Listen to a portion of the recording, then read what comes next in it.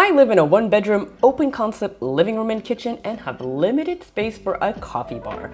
I have decent counter space and I don't like clutter, so I need to prioritize what stays there on a permanent basis.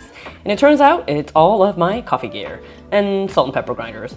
Basically things that I use every day. My whole espresso routine happens on my kitchen counter.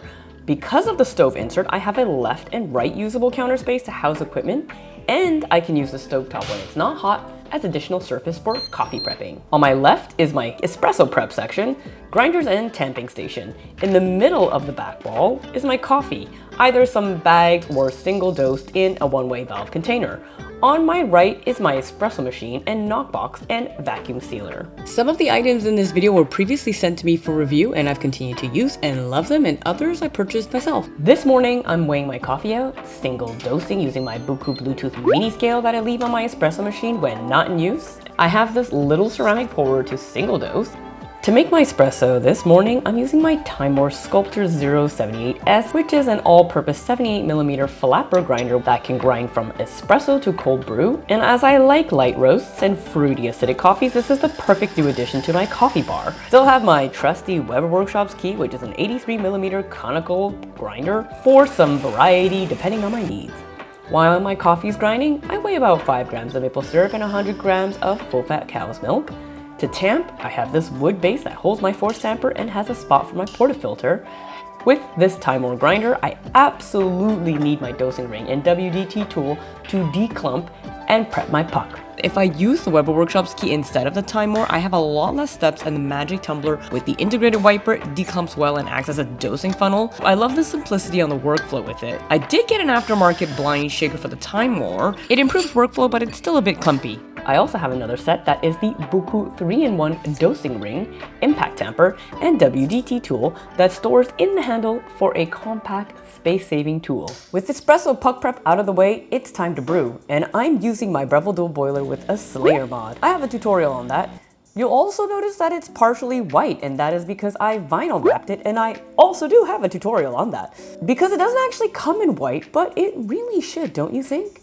So I do a low flow until I see first drops, cut the flow for a bit to wet the puck, and then I slowly get it to full flow. And using my magnetic shot mirror paired with my bottomless portafilter, I get to see exactly what I'm doing, and it helps to guide my shots a little bit and also see if my shot went a little too quick or a little too slow. I use this Jibby Jug dupe with a sharp spout to make clean latte art. Well, that's the plan. The reality isn't always that, and some days I get the foam just right. And some days I don't, and yeah, even 4 years later this happens, and I don't know if it's just me, but do others also still struggle to get the foam just right? I've been working on my swans lately, but still haven't quite gotten there, and they just kind of look, they look a little blobby.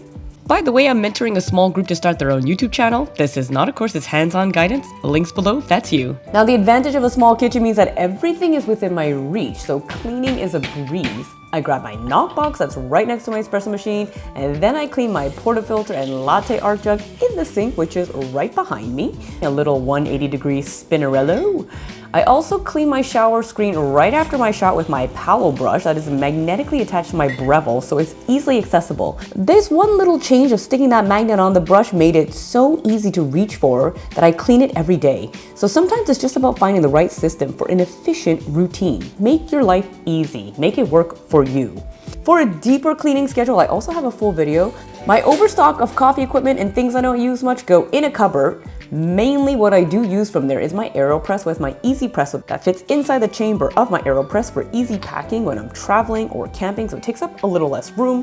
I did feature that in my camping list video if you're curious to see other things. A pot that boils real fast for my water, so I don't need to wait for my coffee. I have other things in my cupboard like a chorreador, which I got in Costa Rica, mocha pot, and for pour over, Espro Bloom, and Kalita Wave 155 for now. I store my coffee a few different ways depending on when I'm planning to drink it, how many bags I have on hand, and honestly how lazy or fussy I'm feeling. Typically when I get a new bag of beans, I let it degas for about 2 to 3 weeks before using it for espresso. After that, I'll freeze half of it right away using my reusable vacuum sealed bags from Food Saver. Most bags I buy are around 200 to 300 grams, so this lets me preserve freshness for later, and I often buy 2 bags at a time. Let me tell you that finding a small bag of fresh beans in my freezer when I'm running low has definitely saved me more than once. I always write down the basic info like roaster, roast date, bean type, and grind size on a little sticky and toss it in the bag before freezing. You're welcome, future Jess. And when I'm ready to drink those bags, I thaw it in the fridge the day before, but I've also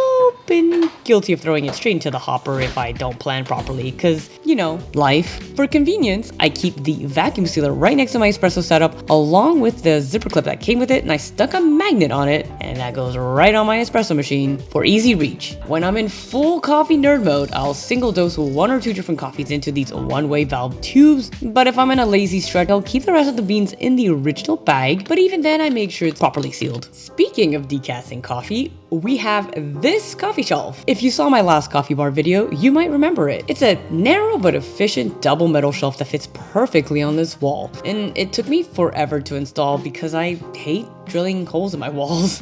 I don't know if you can relate to that, but now that it's up, I honestly can't believe I didn't do it sooner because these shelves serve a few purposes. First, it's where I let new bags of coffee rest and degas, but it also doubles as a way to show off the bag artwork as decor. It's home to a few coffee extras too, like some artwork, my DI Fluid TDS reader. I have a full review on this, link below with a discount code if you're interested, but basically it can help with dialing in and gives you some scientific insight like extraction yield, which basically tells you how well your coffee was extracted. I use this occasionally when I'm testing, when I'm curious, or when I'm really stuck on dialing in a bag that I just cannot figure out any other way. I even stashed some kitchen stuff here since my actual kitchen counter is mainly preoccupied with coffee stuff, so I have my mortar and pestle and my many salt and pepper grinders. But the best part of all of this is that it fits into a narrow 4-inch strip of wall space, which turned a dead zone into something both functional and decorative. And if you want to support my coffee addiction and help stock the shelf with the next bag, you can literally, kind of, buy me a coffee. And lastly, a little spillover onto my kitchen island with this 1500 watt DJ kettle from Lafika. They sent it to me a while back to test and review. It's super easy to access for water refills, and I actually use it often for late night teas, cup instant noodle, and pour over, which I do need to get back into, but I love espressos too much. So that's my current bar situation, and it's always evolving. How do you have your setup? Anything that you're proud of or struggling to organize, or some must-have gear that you want to share? And if you're curious about how other people do it, I did make a video reviewing some of my viewers' setups, but if not, this other video is definitely up your alley. See you in the next one. Bye! Delicious.